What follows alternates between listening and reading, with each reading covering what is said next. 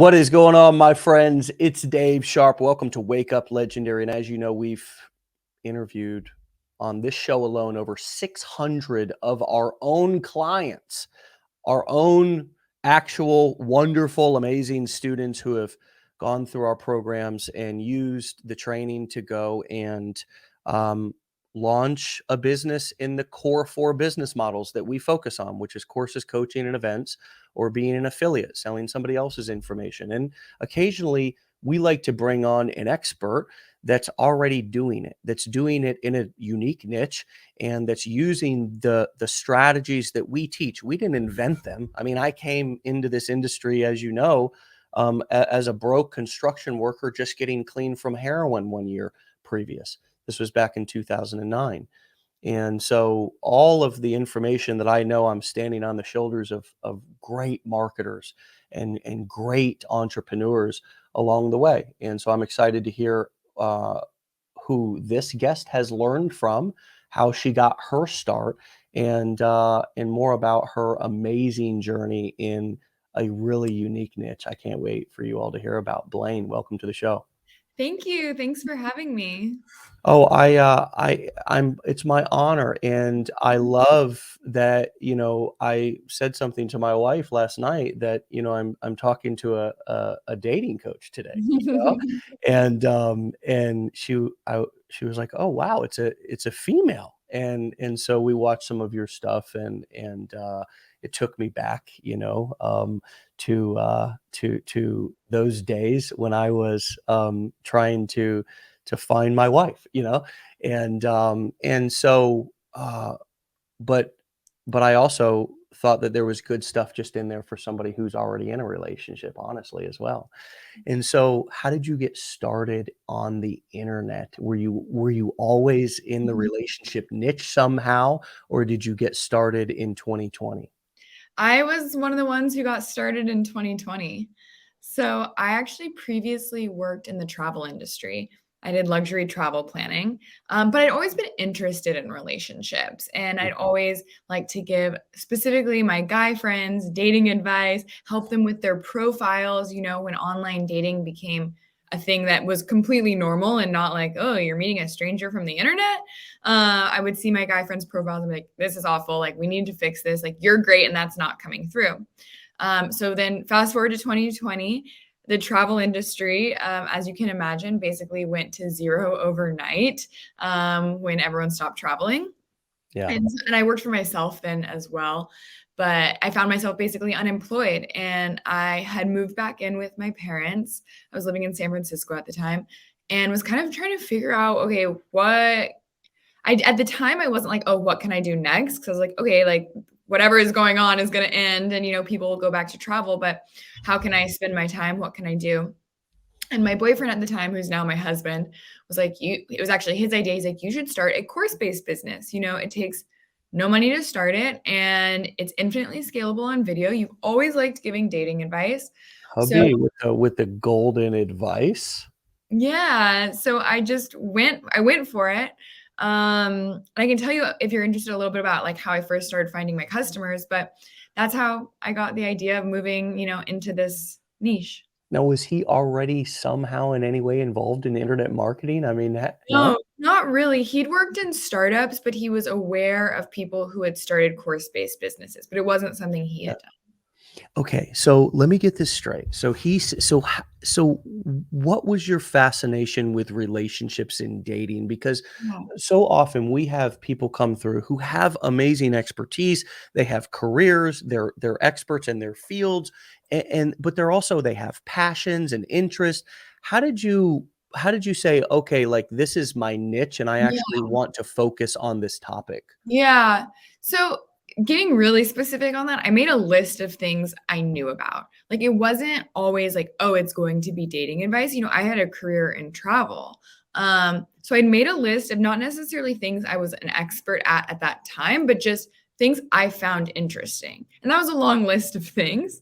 Yeah. And then I kind of looked over that list and was like, okay, what on this list do other people struggle with? Do other people maybe want to know more about? And Mm. that narrowed that list. And then dating and relationships was still there. And I did a little poking around. And at the time, I poked around on Instagram and I was like, oh, wow, I really don't see any other women giving advice Mm, this in this space. And now looking back, that was wrong. Like people were just, there are women who give dating advice, but we're on YouTube or using SEO search. They weren't on Instagram, which is where I was looking. So I was like, okay, yeah. this feels like a good, path to start down. So that's how I ended up there. So let me tease this apart a little bit for those who also are watching, listening, going, okay.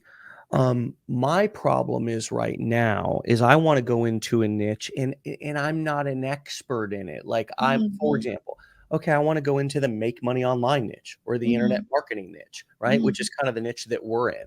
But I've not made a bunch of money online. So if I mhm. if I if I apply that to your situation, were you how did you view yourself as qualified to talk about that? Yeah.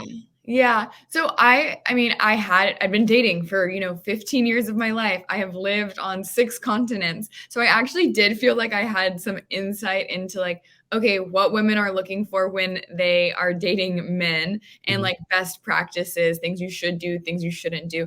I felt like I had a lot of knowledge and insight there and just from like talking to my girlfriends and being very social and talking to my guy friends and having helped them with their profiles and seeing like what ended up getting them matches. But I wasn't like absolutely now I fully identify as a dating coach. I'm a dating coach for men. But at the time I was like, I talk about dating? Like I definitely wouldn't have called myself an expert, but I knew Mm. I had insights that other people didn't have. So, were you I like to talk about the hidden fears and the things that people like for us, a lot of our brand new students are facing just the fear of getting on camera, let alone Yeah. getting on camera and talking about a specific topic, Yeah. right? And actually having confidence talking about that topic. So, Mhm. what were some of the initial I mean, you came from the travel industry. Did you already have a social media presence and were Yeah. you already taking selfies and doing videos, or was even getting on social and beginning to like get in front of the camera, was that a transition for you? That was a transition, that wasn't something I was doing, and that was really hard, and it's almost like, I can relate it to almost how I talk to men about approaching women. It's like, at a certain point, you have to just go for it, and you're gonna learn along the way. You have to give up, like, what other people think and if other people are gonna judge me for this because like if you're gonna take a chance on yourself. But I definitely had those fears. I was super like, oh my God, I'm calling myself a dating coach and putting these videos out on the internet. Like there's the moments where I'm like, I feel good about this. Like I have insights that other people don't have. And then there's the days where it's like, oh my gosh, like, is this cringy? Like, should I be Yeah, embarrassed? Like, yeah, why am I better than anyone else at this? And like, honestly, what makes one person better than someone else is they stick with it longer. They're willing to put themselves out there and they're like willing to put aside what other people think to take those risks. yeah, yeah. But I it mean, doesn't mean it's like I felt perfect about it the whole time. Like, I still don't. There's still days where I'm like, oh, like I need to film some reels. Like, I'm just not feeling it. Like, do I have the ideas? Like, what am I gonna do? yeah. What am I gonna talk about today? No, I know, I get it. I mean, I right now have been putting off some specific content because, that I know that I need to film, and there's gobs and goobs of it that I actually need to film, like that's on my eventual wish list. But like, there's Yeah, some stuff I need to get done right now. It's so easy to come up, and I'm not talking about just the live and the everyday. I'm talking about like some ads and other just things I need to yeah. film for stuff we have going on in the company, and people are asking me for this, and I'm like, it's like, maybe like I'll do it tomorrow, like I'll look better tomorrow, or like even over a decade into this, and all the accolades and success and celebrity status and whatever, I mean, you get to a certain point to where I think people put you on a pedestal and they think that you no longer have these same that the fears might not be about the same thing, but I still get sweaty. I mean, I sweat all day long anyways, but just I get nervous before going live, or like I still Yeah. have butterflies and stuff. I just know that I'm going to be okay.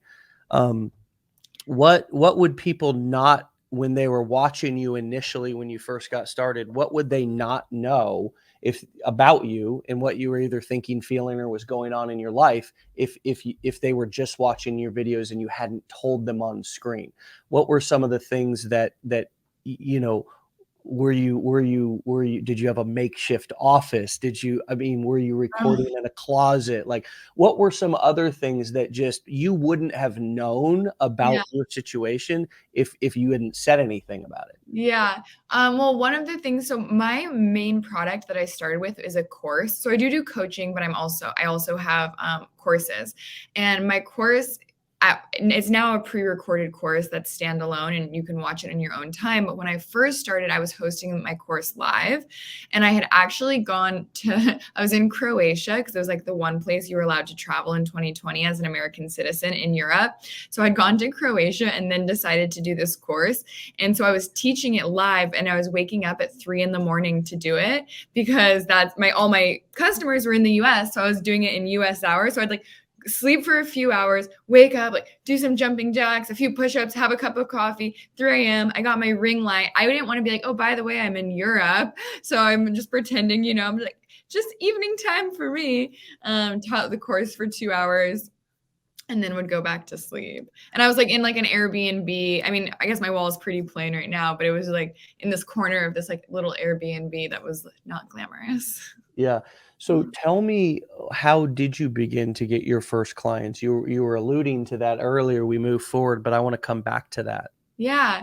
So very first clients who took that very first master class, as I call my course, that I taught from Croatia, I actually found on dating apps. So I created a dating app profile that said, I wasn't catfishing anyone. It said, I'm not here to date. I am here because I'm a dating coach and I want to help you date better. Match with me if you want my pandemic dating guide, how to date, my COVID-19 dating guide, I called it. Mm. And so guys would match with me and they'd give me their email. And then that's like how I would get them on my email. It wasn't even an email list. It was literally like I'm adding them to an Excel sheet and then I'm manually sending them emails. I send them the guide, and at the end of the guide, it's a pitch. It's like, hey, if you want to talk to me more about how to improve your dating life, like shoot me an email and like let's get on the phone. And so that's how I was finding customers. And I got that. I follow Ramit Sethi, who's actually a finance guru, and he does courses on all sorts of things. And the way he gets people's emails is by giving away free guides. So that's where I picked up that idea. And that's often a lot of how I get emails still today is through different free guides. But that's how I got those first customers. And that was not sustainable. I was getting booted from the dating apps left and right. I was like using other people's phones, getting on my mom's phone, creating new profiles. Right. Not sustainable. Not That's the big elephant in the middle of the room about that strategy is that, yeah, I mean, the difference between you and Ramet is he's driving traffic from his like Twitter and yeah. into his landing pages, and you're, but you know what? I can relate to that because at the very beginning of my, online, I was doing MLM and everything else. And I mean, I was placing ads on Craigslist, for people who wanted a job. Like, do you want a job? Like, or, earn up to $1,000 a week. And it was just, it was an ad that, yeah, it was posted in the job section, but it led to a landing page and, Yeah. a funnel that I eventually got them on the phone and tried to pitch them my Yeah. business opportunity. So, I mean, I think a lot of people are afraid to either break the rules, like do something wrong, right? And afraid of some sort of unforeseen consequence, Yeah. or just lack creativity. What do Yeah. you think is the reason why? Because that's just a guerrilla marketing. You Yeah. went in and you just I was definitely breaking the rules. yeah, it's called not asking, it's called shooting first and asking for forgiveness later. Is Yeah. that a kind of a principle? Can you say more about that principle and how that still lives in your business today? Yeah, I would say I'm honestly more cautious now because like I have a business, and so and I can talk a bit more about that, but right now I find all my customers on Instagram. So I'm much more cautious about like upsetting the Instagram gods because like that is where I find most of my clients than I was like at the time. Like, what did I have to lose? Like Right. getting banned from dating apps for life. Like, okay, like I have a boyfriend anyway. Like things are going pretty well there. I don't foresee myself needing to get back on. But what it really told me, like, even though I never thought like, okay, this is going to be the way I find customers forever, but the way I thought about it was like, okay, where are my customers spending their time? Okay, I need single men, ideally single men, maybe who like aren't having the most luck. Okay, dating apps, duh, like they're all there. And it's like, and it's the pandemic. So like people aren't meeting in person. So everyone was on dating apps. And what that really told me was not like, oh, this is a good strategy to find customers, but like people are willing to pay for this. Mm. People are interested in this. People are giving me their emails and people are then, signing up for my course. Right. And that another thing that I thought was really valuable that I picked up, I think I heard it from maybe another course creator, was I actually didn't write or build my course in completion until I'd already signed up like 8 guys.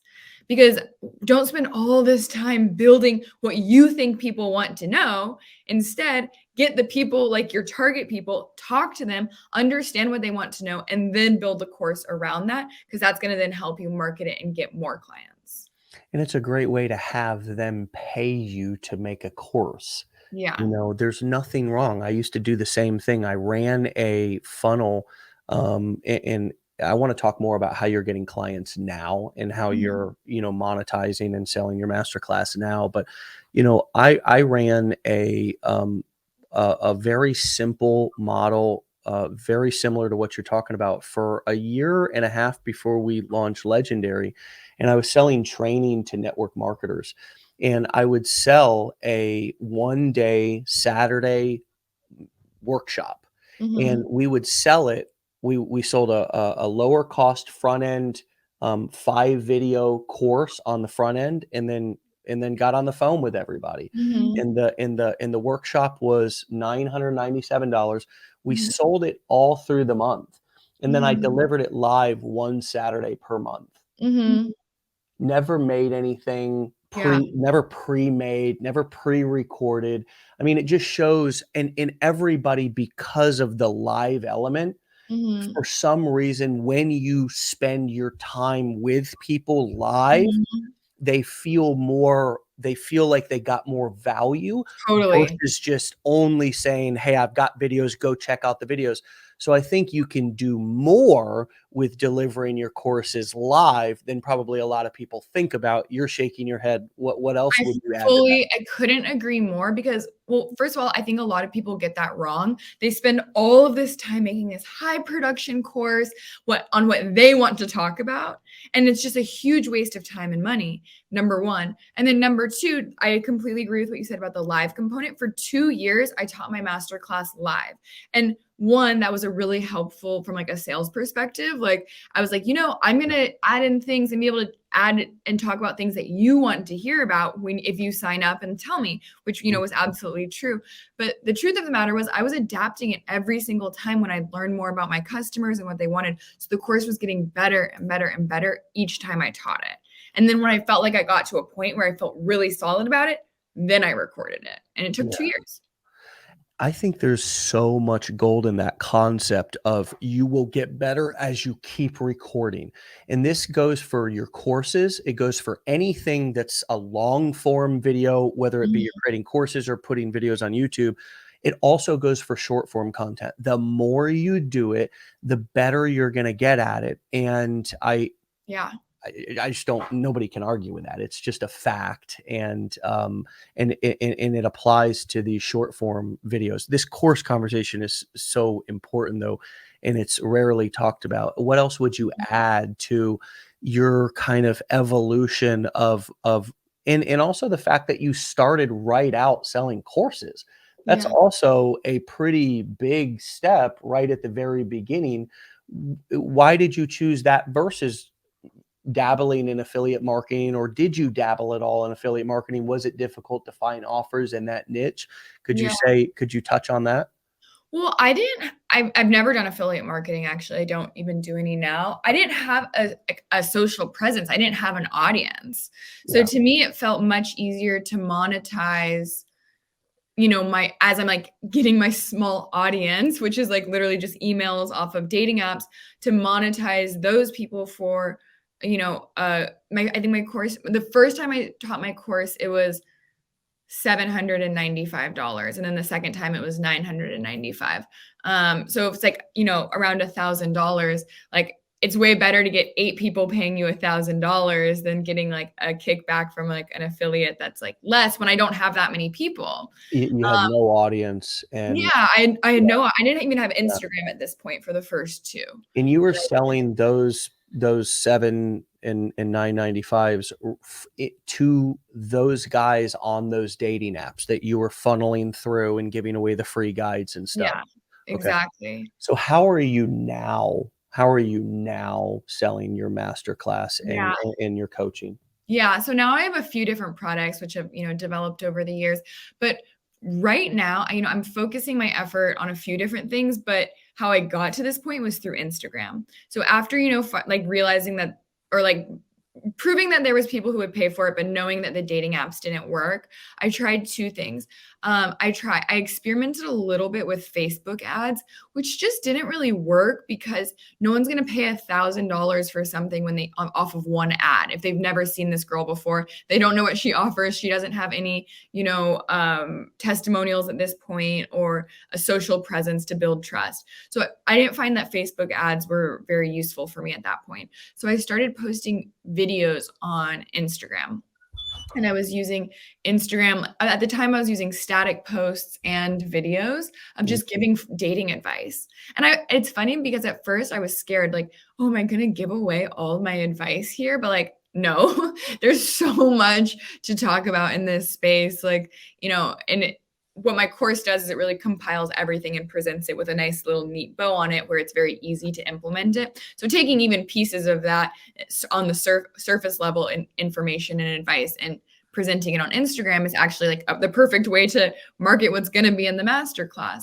Yeah. So I just started there and I started posting. I would post every single day and I'd have stories up and I'd be giving away more free guides. I have a free guide on getting out of the friend zone, free guide, what I swipe right on. So that's a dating app improvement guide, how to approach a woman on Instagram, how to approach a woman at the gym, how to approach your coworker crush. So the questions that I was getting the most, I just wrote free guides on those things. And then I Mhm. would advertise them on Instagram and collect people's emails that way. And I had slowly built out an email funnel and like a drip campaign. So people would go through that and eventually be pitched on my course.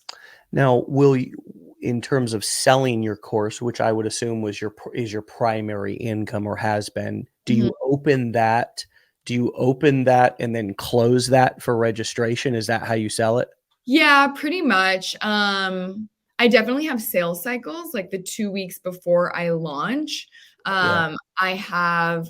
I push, and that's really for marketing reasons and for sales reasons. It's not Yeah. because I couldn't be selling it year round. It's because I don't want to be talking about, hey, buy my course, buy my course, buy my course 365 days a year. It's too in your face. It doesn't give the right message. Like I'm here to like give people dating advice, help them with their dating life. And then if you want more, okay, take my course. Here's how, when I talk about it, here's where when I tell you about it, sign up if you want. And that has worked really well for me. It's such that model of solopreneur. Um, it's the best way to run a business with the least amount of team or staff. Mhm. Is if you're selling courses to, instead of, I love how you said that, instead of pitching it all the time in like 365 days a year, you're flooding the marketplace with free value, and Mhm. you're building a early bird list, or Mhm. you're building a notify me list, Mhm. and giving away free guides. But obviously you're seeding that, hey, when registration opens, this is a thing that you're seeding all throughout the time that Mhm. you're giving things away for free. And when you open your course for, say, a week or whatever, usually a week is long enough. You Mhm. open that registration, the amount of sales that comes from that anticipation in that supply, or that high demand in no supply, Mhm. it's like the ultimate, it's one of the ultimate, I guess, secrets that I learned about Yeah. marketing, and I still apply it in our business today, even though we sell our, um, our, uh, our products, year round.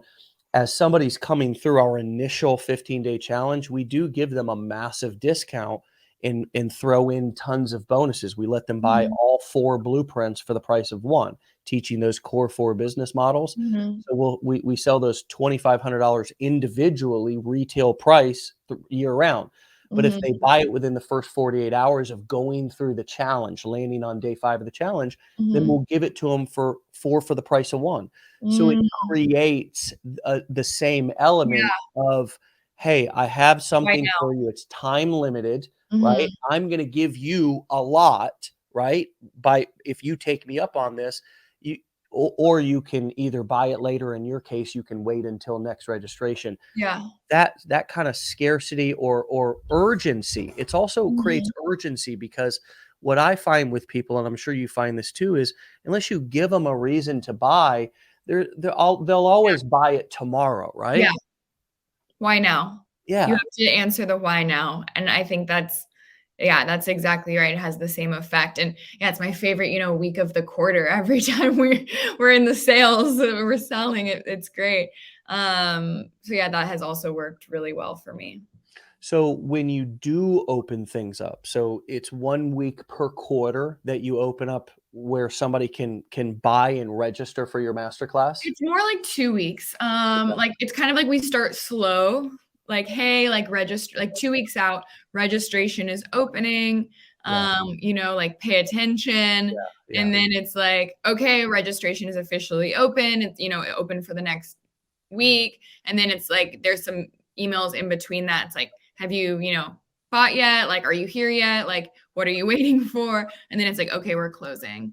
And does Um that go right to just a long form sales page? Does that book them into a what are they seeing to make that decision? Yeah, yeah. So there's a few different like in the emails, there's a couple different links. Usually at the very top, it's like don't waste time, buy now. And it's like it goes straight to a landing page to purchase. But then for the people who need, more convincing, they can scroll down, read a little bit in my email, and then there is links to like get the full details and it goes to um another like my full sales page where it has like all the FAQ. I try and answer. At first I was getting on the phone with people and I was answering questions via email. Now I try and answer a lot of the questions on the FAQ on the sales page so people just get their info there and then purchase. How have you how have you improved your copywriting skills or outsourced your copywriting to become more persuasive? You Yeah. obviously the content creation and the giving away of free content is kind of one strategy. The email marketing and the copy on the sales page is another. Talk Yeah. about that. A lot of trial and error. I think with anything that I have done in the business, it's important that you have at least a fundamental understanding of what makes something good versus not good before you try and outsource it. Otherwise, you're going to have a really hard time hiring for it and knowing if you're hiring somebody that's like worth their salt and worth hiring. So a lot of practice. I read a really good book early on that was recommended, 16-word sales letter, which was super helpful for, like, understanding how to talk about my product in, like, a non-salesy way, and get people interested, and then more recently, I've outsourced and I have copywriters. You do. Yeah. Yeah, yeah, yeah. So, how talk about short form video for us a little bit here, and what are some of the secrets? What are some of the things that you've discovered from? I mean, do you know roughly? Could you give us an idea of roughly how many videos you've actually created and posted, just so people can understand as Yeah. you're giving these tips, how that you've also put in your 10,000 hours Yeah. to Oh, yeah. improve? Well, gosh, I guess I could do the math on it. I try and do at least 6 short form videos a week. And then I constantly have a story. So Instagram is where I'm finding clients. I'm also posting these on other platforms, but I'm posting 6 reels a week at least, and then always having a live story that's like adding value, making the page look alive, building trust, and then ideally also as a link to you know, someplace. There's always a link to collect an email address on my story, so like advertising a free guide, and then there's oftentimes also a link to like apply to work with me, which is a way to get people on the list for one, the masterclass, but also I now have a coaching product that's much higher end, and people can apply through there, and then we like reach back out to those people who could be interested. So we're constantly like getting people into the funnel and building that and starting to build that trust for next time. Yeah. Next time we sell, I should say. Yeah. But as for short form, I'd say one of the important things to remember, especially if you're just starting out, is you always get another shot tomorrow. Like you don't have to have the perfect video, the perfect reel today, because you're going to learn something when you post it. If people liked it, what the comments were, what the engagement was like, and then you get another shot on goal tomorrow. So I think not getting too fixated on like, it has to be perfect before I put it out there, because it truly doesn't. In 2 weeks time, it's not even going to be showing up on anybody's, explore page. Right. And if it's not a good video in 24 hours, it's not going to be showing up on anyone's explore page. So you don't have to worry about it. Yeah. And then you'll get another shot at it the next day. So just remembering that you don't have to have it right. You're always going to be evolving. Even when you feel like, okay, I have a really good idea of what my clients want and how to do this, you still are going to be evolving in a year's time, and it's always changing. So give us an analogy. How is marketing or creating content like dating? Honestly, dating is a lot like marketing and a lot like selling, because you need to market yourself with dating. Like I coach men, so when I tell them women are only going to know what you show and tell them, especially in the day and age of dating apps and social media. Yeah. People have 2-second, attention spans.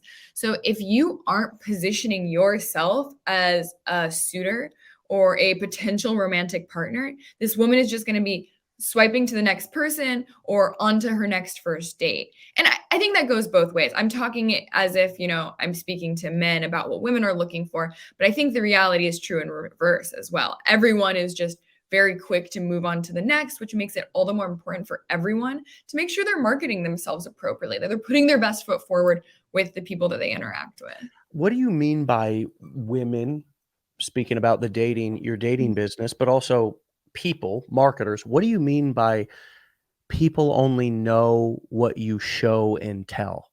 Yeah. So in my dating course, I use the example of like buying a used car.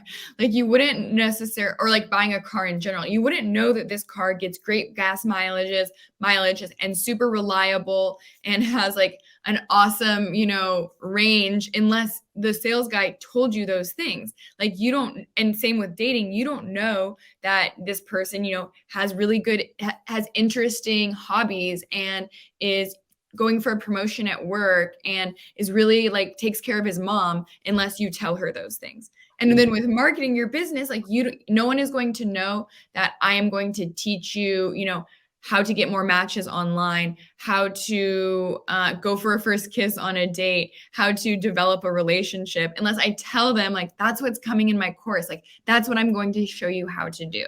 You have to talk about the outcomes. So the reason why you say that is because do you find that with a lot of men that that men kind of assume that women already know that about them, or and they just don't advertise enough? They either don't want to be arrogant, don't want to come off as there's various reasons, I'm sure, but your findings are that for whatever the reason is, men just don't advertise themselves and show and tell the good qualities about themselves. Is that what Yeah. you? That's pretty close. Like I would say it's not that they assume women know, it's that they aren't even necessarily like, thinking about it. So it's like a less Yeah. conscious. And I think part of it is like, oh, I don't want to be arrogant and or brag. Like that's definitely something that I see holding men back from talking about themselves. Or but more commonly, like they just don't know the importance. They haven't intellectualized like what women want, and then okay, am I showing women I have those things that they want? And on the internet, it's all about how am I articulating it too, right? Mhm. Because I've only got so many ways to do it. I can do it with an image, right? My profile Mhm. picture. I can do it with my bio or the words that are in my post or on my videos. And then ultimately I can do it if I get a chance to speak. But in the dating niche, and when you're coaching people on their profiles and so forth, a lot of it is just done through picture in text, Yeah. right? Yeah. Yeah, I mean, well, exactly, that's the only way it's done through when you're talking about dating online, so you really have to be intentional and make sure you're presenting yourself well there. I always joke, I've never had a guy who I've worked with show me his dating app profile and I say, "Oh, yeah, it's good, you should keep it like that." Never in my history of doing this. It's always like, "Okay, no, we can make this better." Yeah. Because I think, people don't always know what makes a good picture of themselves. And then also dating apps and dating online is not intuitive. This isn't something that was taught in school. It's maybe not something that you've been doing for very long. Even in like the history of humankind, like it's not like this is something that's like we're like bred into us through evolution. Like this is brand new. I mean, here's a great example. Okay, I'm sitting here every day. Okay, in I've got all kinds of wall space back there behind me, and I've got accolades and awards, and just got a new Inc. 5000 award down there. But I just throw shit is just thrown around. I don't hang stuff up. I'm not right. This is a perfect example Yeah. of just me sitting here, not really giving a damn, not really thinking about it, not really trying to impress or press upon people how successful I am. But, somebody a business coach, a marketing coach is gonna come along and probably have something to say about that. Say, "Well, Yeah. Dave, you have more credibility that you could be," right? And it's just Yeah. a great example right here in the moment of just, how we underestimate, and not that I'm gonna go and change this particular right now, but I think or Maybe you ever, should. right? But maybe I should for Christmas sakes. It's a great example of, I think, just like you said, it's not intentional. It's just kind of like we're just living our lives, and we're just like honestly, you know, it, it's like for some guys, it's not that important. It's just like, but what you're saying is what's important to you is not the same thing that's important to a woman, is also not the same thing that's important to a client. And I think Mhm. you've said this already, that sell them what they want, not what you want, right? You have to Mhm. be crystal clear about what's in it for them, not just what do you want to do with your profile or what makes you comfortable. It's like you got to put in the extra work to make it clear what's in it for them. Yeah. And you're right, that does take extra work to articulate and clarify and write that out and look at my pictures from a different perspective than just my own eyes, right? Exactly, be self-reflective, and that goes for yeah, with business and with dating. Yeah, yeah. Really, really, really powerful. Did you reference the 16-word sales letter? Is that by Alvaro? Did you reference that book? Yeah, I did. I said that was something that was a helpful book for, copywriting. Yeah, it's a that's a writer from the financial space. I think his Mhm. name is Alvaro, and Mhm. I've got that book. I've done a review on it. I've actually got Oh, notes on nice. that. I've got notes on that book. I'm a self-taught copywriter myself. I still write the majority of all of our copy besides Joanne and some of our emails that go out. But I've always remained hands-on in my business with creating the marketing, and anytime that I get too far away from it, I find that it gets watered down in the message starts to get a little bit cloudy. Mhm. I have to stay. It's one of the reasons why I started this show. What do you do to keep yourself sharp, to keep yourself in tune with your customers, what they're Mhm. thinking, what they're going through? How do Mhm. you stay connected with them without without violating your boundaries or becoming too intertwined or overwhelmed? Yeah.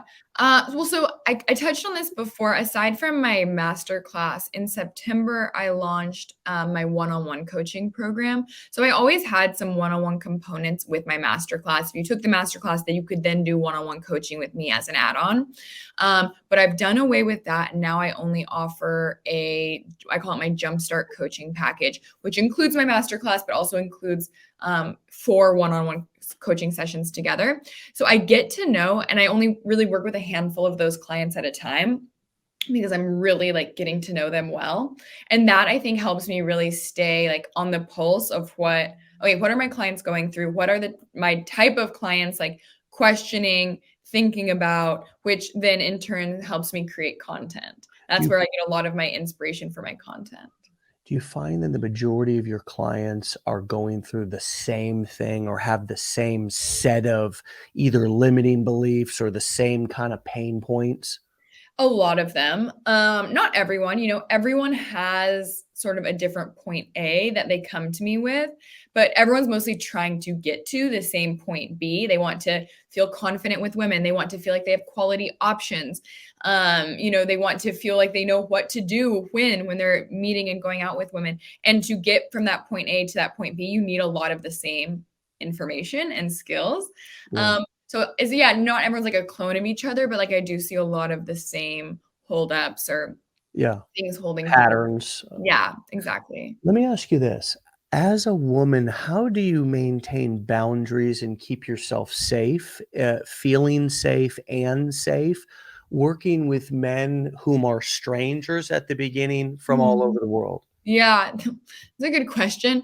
I'm very open and honest, first of all, about like I'm married, like I'm, a dating coach, but that definitely doesn't stop like some really like creepy messages and things coming in. Luckily I have an assistant now, and so I don't see a lot of it because she's doing a filter, and I don't know if that's actually how I keep safe or how I keep it out of my mind. Um, but I'm very careful about posting like my location and where I live and any photos of my house or my neighborhood. I keep that totally offline. And then the people I'm working with, we work remotely. Yeah. So at least, knock on wood, the guys who are making significant 4 or 5 figure investments to be clients, like they aren't there for the wrong reasons. They are Right. there because they want to, improve their dating lives, and they see me as an expert and someone who has a lot of knowledge that they want. And ultimately, by the time they become clients, is there a respect for you that you've Yeah. earned and that they come to calls with? Absolutely. For my one-on-one clients, absolutely. And anyone who I work with one-on-one, I do because we're going to be really getting to know each other. I do a consultation call, not only because like I want to sell them on the product, but because I want to make sure one, I feel like I can get them results, and then two, that this is somebody who like I want to be spending time with on a calls. And how have you maintained the support of your, I guess you say now husband, through obviously a business that he initially suggested, as Yeah. you told us, but through a particular niche, working with men that Yeah. might have a tendency to cause some sort of conflict inside of a relationship. How have you maintained his support and just kept from that becoming an issue? Yeah, I mean, that has never been an issue for us. He is like my number one supporter and fan in this. Uh-huh. A lot of how I have scaled the business and, the more technical things like, okay, how do I build a website? How do I hire someone to like help optimize my SEO he has helped me with. So he's been an essential part of growing it and scaling it as it has. Do you feel more pressure to succeed in your relationship and marriage because you're a dating coach than if you weren't? Um, That's a good question, not really. I think, I want my marriage to work because like I'm married. I talk about like being married, but I don't talk a ton about my personal relationship online, which is a boundary I have. Like I don't share my husband on my Instagram, and guys are always like, "Why don't you share your husband? I bet he doesn't exist." Like the kind of like not like the clients, but the people who are just, the trolls on the internet. Right. But for me, that's a personal boundary of just, this is my work and I love it and I'm super passionate about it, but this is my personal life. Like I'm never someone who could like have a reality show or want to put that side of myself on Right. the internet. I mean, I could just see, and I have had that added pressure as well. Well, if I'm teaching marketing and money making skills, Mhm. I better always be the richest guy in the room or whatever, like just unrealistic bullshit. Yeah. It just, and it's like, I mean, obviously those kind of unrealistic expectations I put on myself much more earlier. Now Mhm. I think I've built more esteem and my worth comes thankfully more from just the balance of my bank account. But for a new person, I could easily see somebody, and if I think back to when I got started, there's all kinds of limiting beliefs and excuses that I come up with. And well, how can I talk about this if I, had failures? Like I know some people who are, as a matter of fact, our couples previous couples coach was divorced, and that Mhm. this lady has saved our marriage more times than I can tell you. I mean, and so it's such an interesting thing, some of the weird kind of expectations that we place on ourselves when the reality is like for me as a client of this lady, I Yeah. never gave a shit about her personal Yeah. relationships. I only always cared about myself when I walked into her office, you know what I mean? Yeah. Yeah. So it's hard to it's nice to talk about. I like to hear about other successful people's kind of, their limiting beliefs and kind of Mhm. and how they've evolved and how they still are battling with them. What is your advice to somebody who's looking to go into a niche? Your final piece of advice, you've given so much amazing wisdom about somebody who's looking to go into a niche. They're where you were back in 2020, and Mhm. they know that they have it in them. They know that they're capable, but it's been a whole long time since they did it on their own, did something on their own. Most people in our community have, jobs and careers, and they either lost the job, don't want to go back to it, or are ready to Mhm. get the hell out of it and move on to Mhm. something else. But it really truly is a leap of faith. What would you say to that person who's listening, who's just feeling a little bit of doubt towards themselves about that they can really do it and be as successful as Yeah. somebody like yourself? I would say it's okay to have doubt. That kind of ties back to what you were saying before about, having those limiting beliefs. I still have days, bad days where I wake up and I'm like, "Oh, like, do I deserve this? Like, am I, am I providing this value? Like, am I good enough to be having all of these clients and, hiring for these other positions?" And then, I look back and I look at the testimonials I have from clients and I look at, the clients who are getting married and like the wedding invitations I've received. And it's like, okay, yes, I can do this. And I say that to share, like, you're going to have your days where you don't feel as like, I can do this days. The key is, even on those days, to post that reel, to take this step forward that is going to help get to the next level, to grow your business. And it doesn't have to be perfect and it doesn't have to feel like you always know what you're doing. As long as you're moving forward, the path will show itself. Great, great stuff. Thank you for your time today, Blaine. This has been really fun for me. The dating niche is where I initially learned marketing, or at Mm, least modeled some marketing. Not even because I was trying to find dates, just because I was trying to learn marketing. And a lot of the early kind of pickup artist guys, the Vinda Carlos, mhm. the dude who wrote The Game, I forgot his name, Neil Strauss. Neil Strauss. Those guys were some of the early, Yeah, really good internet marketers, yeah, really good copywriters, and so, it's so cool to see this niche, evolve and, meet somebody like yourself who's, like, really in 2023, it is about the value that you deliver. It's not, it's you can't get away with just placing an ad and driving, there's and thank God, right? Because yeah, thank God it's not like that anymore. The playing field is leveled, and I call it edutainment. How much edutainment? little bit Yeah, of education, a little bit of entertainment. Can you totally. deliver in your own style, right? And that really is what can take you to the moon. And it's so cool to hear your journey in just less than 3 years from 2020 to right now. So keep up the great work. Come, maybe we can do a show number 2 in the future, and hear how you're still continuing to evolve your business. And I would love that. thank you for your time today. Thank you for having me. All right, Blaine. We'll talk to you later. Stay legendary. Bye. Bye. All right, my friends, you can go find Blaine at Dating by Blaine, and it's spelled exactly how it sounds. And I'll spell Blaine for you: Blaine, Dating by Blaine. You can find her at TikTok. You can find her on Instagram. You can find her on YouTube. And get on her list. Go check out her free guides. Buy her masterclass.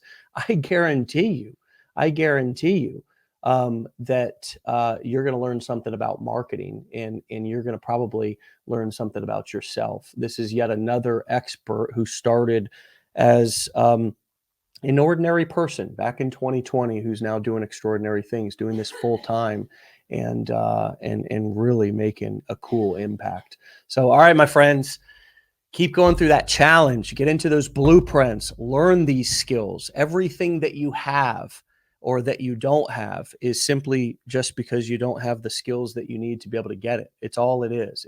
This is a skill-based world. Fear is simply just a lack of knowledge, right? You've not experienced it, so you don't have the knowledge of what it's like. As Blaine said, fail forward, walk through it. It's okay to make mistakes. It's okay to do it a little bit differently. It doesn't mean that you're doing it wrong. We'll see you back here tomorrow for another episode.